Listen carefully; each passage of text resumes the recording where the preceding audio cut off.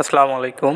BCRDV vaccine, যেটা মুরগির রানীক্ষেতের কার্যকরী ওষুধ। মুরগির বাচ্চার 1 থেকে 5 দিন বয়সে এই ভ্যাকসিন দিতে হয়। ভ্যাকসিনটি 6 ml পানির সঙ্গে ভালো করে মিশিয়ে নিতে হয়। প্রতিটি বাচ্চাকে 1 ফোঁটা করে এক চোখে ভ্যাকসিন দিতে হবে এবং 21 দিন পর অন্য চোখে আবার 1 ফোঁটা করে রানীক্ষেতের ভ্যাকসিন দিতে হবে।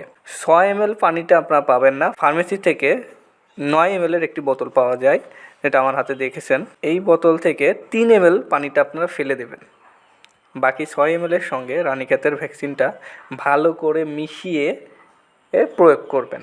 এই ভ্যাকসিনটি আপনারা উপজেলা পশু হসপিটাল থেকে নিতে পারবেন। ভ্যাকসিন নিতে গেলে অবশ্যই বরফ এবং পানির পাত্র বা যে পাত্রে আপনার ঠান্ডা থাকে পাত্রটা এবং বরফের পানি বের হয়ে না যায় সেই ধরনের পাত্র নিয়ে যেতে হবে, কারণ এই ভ্যাকসিন গরমে নষ্ট হয়ে যায়। ভ্যাকসিন আনার পর অবশ্যই সংরক্ষণ করতে হলে ফ্রিজে রাখতে হবে। যেদিন প্রয়োগ করবেন সেদিন খুব সতর্কতার সহিত হাত জীবাণুনাশক দিয়ে পরিষ্কার করে ভ্যাকসিন দিতে হবে। ভ্যাকসিন মেশানোর পর 1 ঘন্টা পর্যন্ত এর গুণাগুণ থাকে, এরপরে আর ব্যবহার করা ঠিক নয়। কিছু দেশি মুরগি, ফাউমি মুরগি, টাইগার মুরগি এবং কোয়েল পাখির ভ্যাকসিন করলাম আজকে।